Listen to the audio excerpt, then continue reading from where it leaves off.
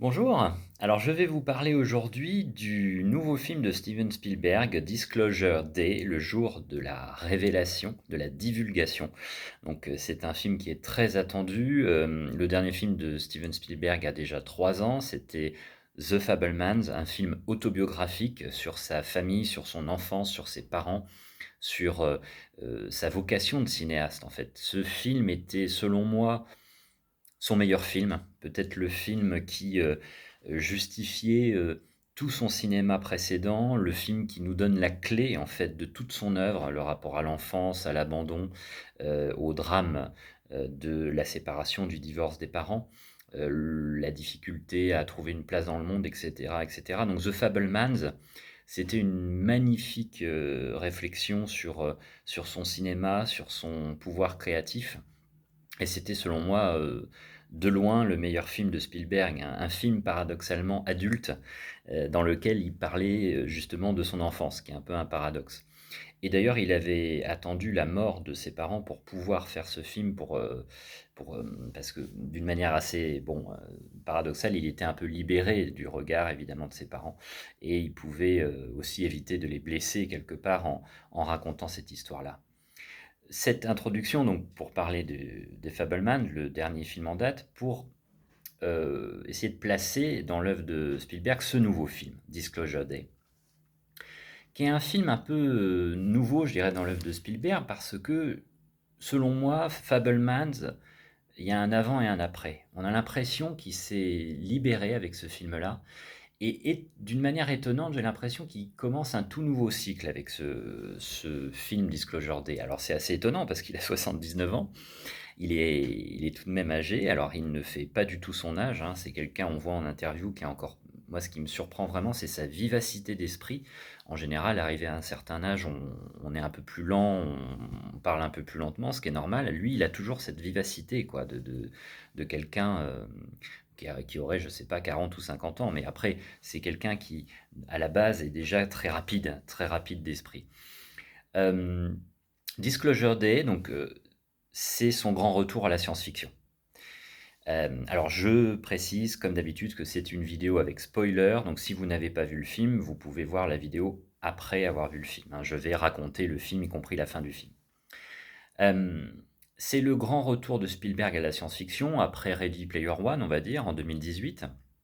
Disons que depuis 20 ans, on va dire, depuis La Guerre des Mondes et depuis Munich, Spielberg fait un cinéma un peu plus patrimonial, un peu plus académique, un peu plus classique, euh, où il a voulu se détacher un peu de la pression de faire du grand spectacle, d'innover dans les effets spéciaux, dans la mise en scène. Et moi, c'est un cinéma que j'aimais toujours. Moi, je n'ai jamais loupé un film de Spielberg, j'ai vu tous ses films. C'est mon cinéaste préféré, je n'ai pas peur de le dire. Je suis pas très original en disant ça, puisque on sait très bien que c'est une sorte de Mozart du cinéma et que sans lui, le cinéma aurait été complètement différent. C'est un génie de la mise en scène, c'est un génie du regard, c'est un génie de l'œil, de la caméra. Ça, tout ça, on le sait. Mais c'est vrai que depuis 20 ans, je trouve, même moi qui suis fan, qu'il faisait des films un peu plan-plan, on va dire. Alors ça restait des bons films, mais des films qui n'avaient peut-être pas le caractère inventif, créatif ou émotionnel de ces grandes réussites. On peut penser à Jurassic Park, à La Guerre des Mondes, justement, qui est un de ses meilleurs films, Minority Report, Le Soldat Ryan, enfin des films qui proposaient des choses très innovantes, en fait, avec une sorte de radicalité dans la mise en scène, dans le montage, dans la manière de placer les caméras et puis les effets spéciaux, évidemment. Voilà. Donc, c'est vrai qu'après la guerre des mondes, il y avait une sorte de cinéma de Spielberg qui s'endormait un peu, selon moi. Le Indiana Jones 4, je crois, Royaume du Cristal, qui parlait déjà des extraterrestres en 2008, il avait pris un gros coup de vieux, c'est-à-dire que c'était un film qui était très étonnant, où il y avait de très bonnes idées de mise en scène, mais où clairement il y a plein de choses qui n'allaient pas. Son film sur Tintin était pas mauvais, pas mauvais du tout. En plus, c'était de la motion capture comme l'a pu faire Robert Zemeckis, le réalisateur de Retour vers le futur, et c'était très très bien fait.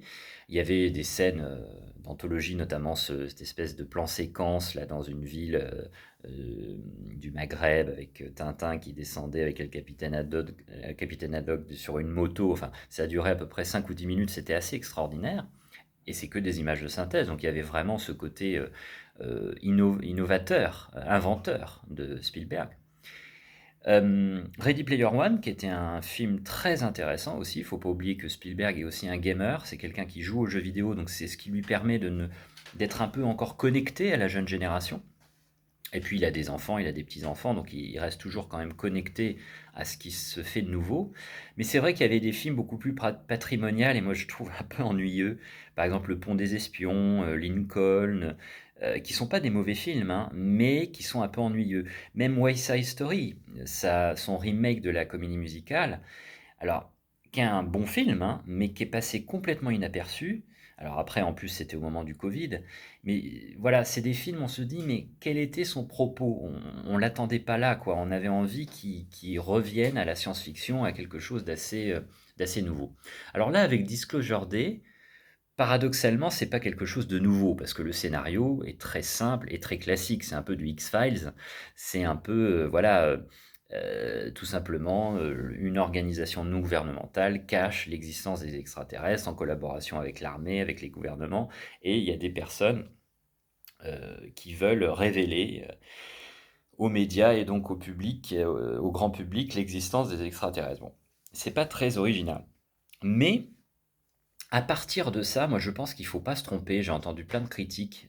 C'est un film qui fait énormément parler. D'ailleurs, je suis très content parce que le film a un grand succès. Donc ça, c'est assez rassurant parce que c'est vrai que les jeunes générations et publics actuels qui est habitué à Netflix, à Marvel, aux films de super-héros, n'est plus vraiment habitué à apprécier la qualité d'un certain cinéma. Et là, Spielberg prend des risques parce que il nous propose un cinéma qui est à la fois, parfois innovant, il tente des choses qu'on n'a jamais vues, je trouve, dans son cinéma, mais qui est assez à l'ancienne aussi, voilà. Il y a quelque chose d'assez étonnant, c'est que les 3 personnes qui ont fait ce film, que ce soit le réalisateur ou le compositeur John Williams qui signe une partition musicale extraordinaire, parce que la musique de Disclosure Day, écoutez-la, elle est magnifique, magnifique, vraiment. C'est une des plus belles partitions pour moi de John Williams, hein. C'est extraordinaire, c'est très intelligent. Il y a différentes influences musicales. Il est très inspiré. Donc Spielberg a 79 ans, bientôt 80. Alors c'est pas pour faire pour critiquer les personnes âgées, c'est pas ça, hein, mais c'est pour dire un fait. John Williams, le compositeur, a 94 ans, je crois, et le monteur du film, donc le montage c'est quand même essentiel, je crois que c'est Michael Kahn, je crois qu'il s'appelle, en tout cas le monteur a 95 ans. Donc c'est assez étonnant, c'est-à-dire que la moyenne d'âge des gens qui ont fait ce film est très élevée. Alors évidemment, c'est une équipe, il y a pas que 3 personnes qui ont fait ce film-là, évidemment. Mais alors évidemment, ça a une conséquence sur ce film, c'est que parfois on se dit, il y a quelque chose d'assez daté, notamment dans le rapport aux médias, aux smartphones, à la divulgation des informations à notre époque. C'est vrai qu'on se dit, bon, il y a quelque chose qui nous plonge un peu dans les années 70 ou dans les années 90.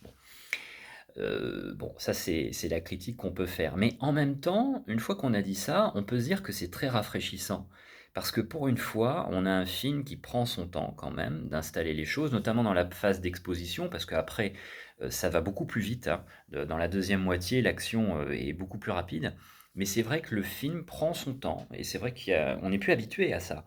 Euh, on est habitué à ce que tout aille hyper vite. Alors, le film commence, comme on dit, in medias res, c'est-à-dire au milieu de l'action. Le premier plan du film est extraordinaire.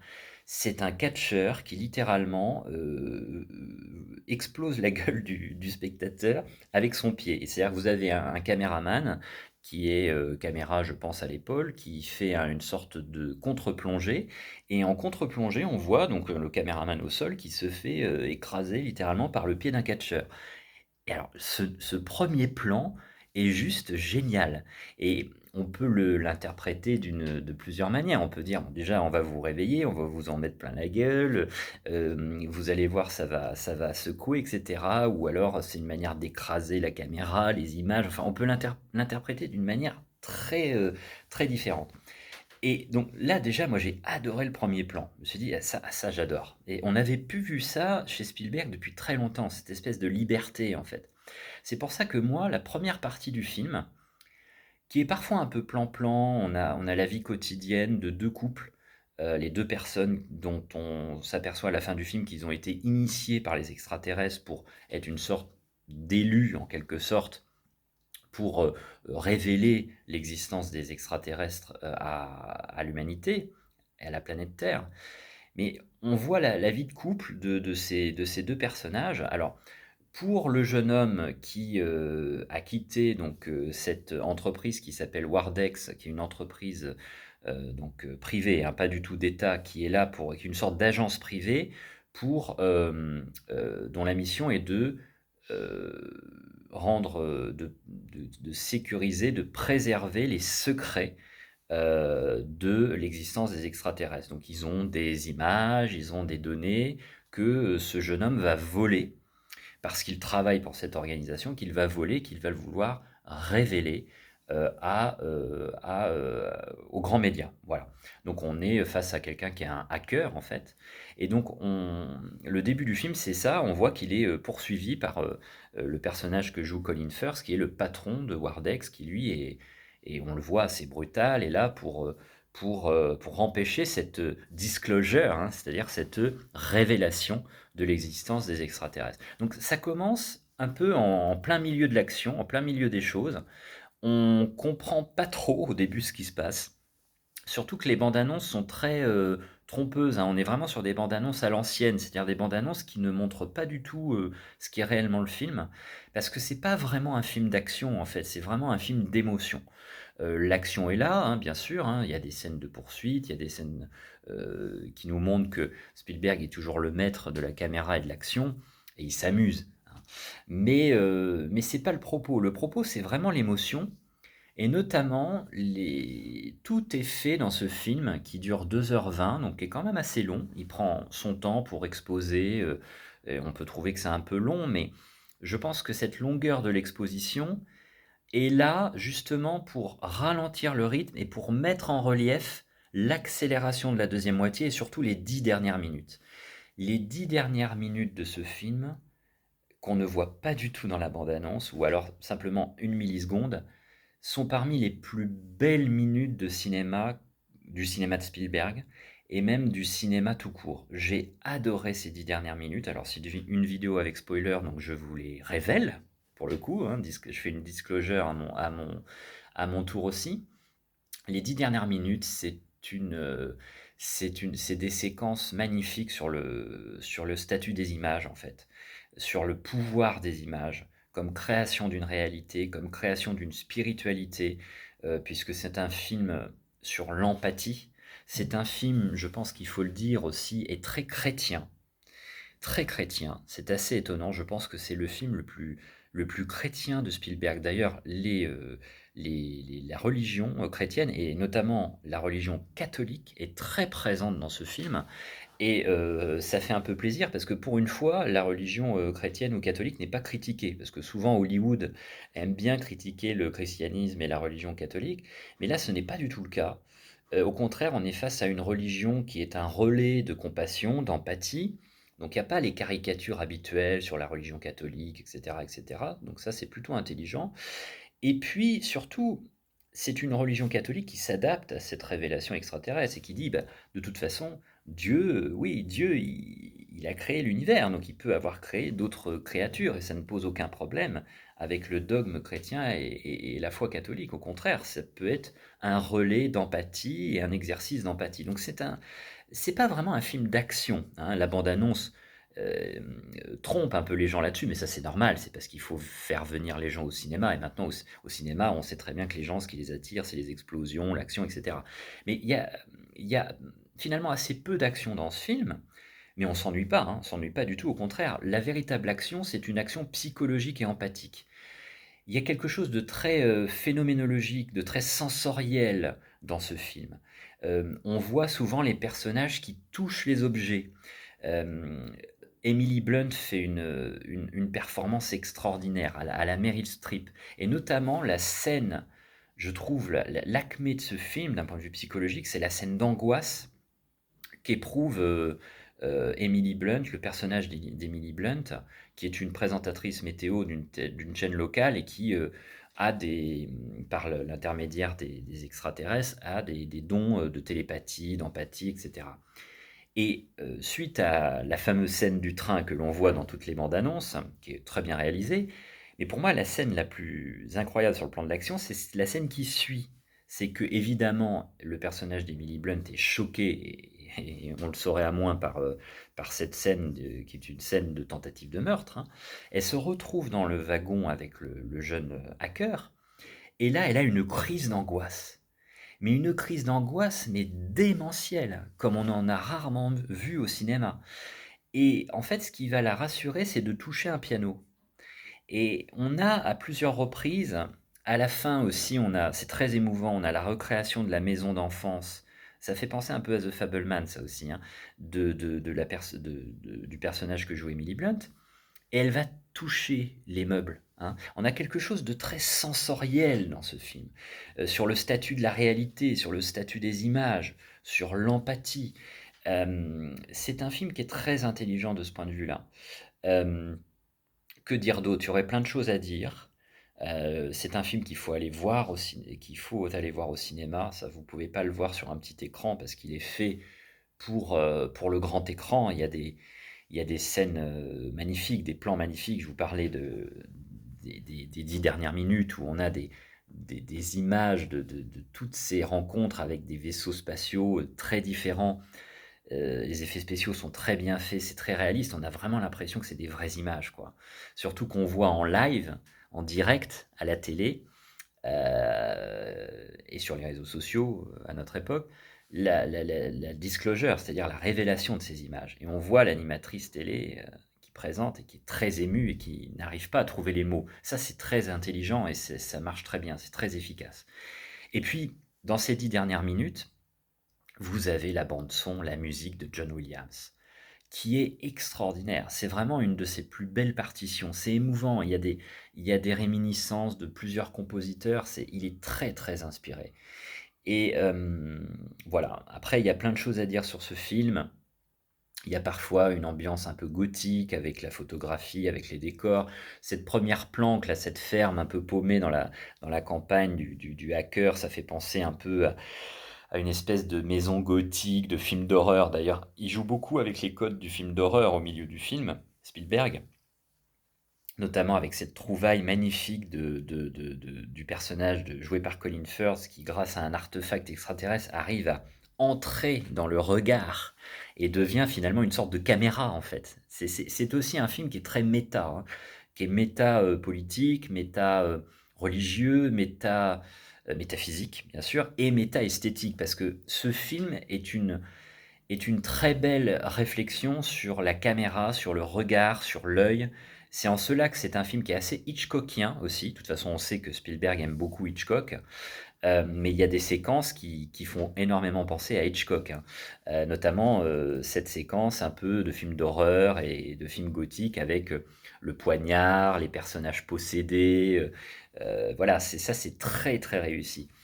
Et en fait, c'est un film qui est très généreux, à la fois sur le plan moral, puisque c'est un film sur l'empathie, c'est un film qui est courageux parce qu'il prend le risque de passer pour Mièvre à notre époque, hein, qui est une époque d'un cynisme incommensurable. Mais là, je trouve qu'on a besoin d'espérer. C'est un film de foi, hein, c'est un film de foi aussi, hein. Donc c'est un film qui est pas forcément à la mode de ce point de vue-là aussi, mais c'est un film qui fait du bien. Et puis c'est un film généreux sur le plan cinématographique. C'est un magnifique hommage au cinéma.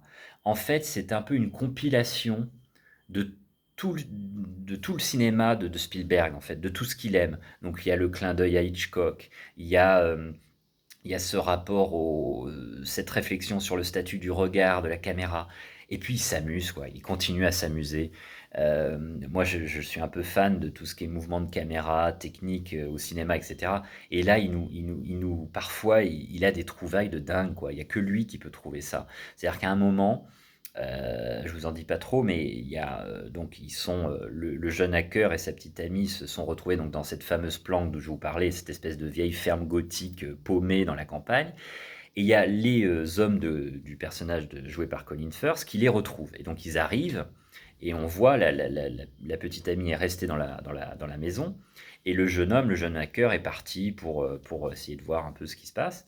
Et il revient dans la maison et là il voit que trop tard, les grosses bagnoles, les gros camions noirs de l'organisation privée sont déjà arrivés devant la baraque. Et là, on a la caméra, je pense qu'elle est sur un drone. Voilà, donc c'est là qu'on voit qu'il innove encore, Spielberg, et on n'a jamais vu ça. Et on a un plan séquence qui doit durer 2-3 minutes, hein, pas plus, mais la caméra est sur un drone et littéralement tourne autour du jeune hacker.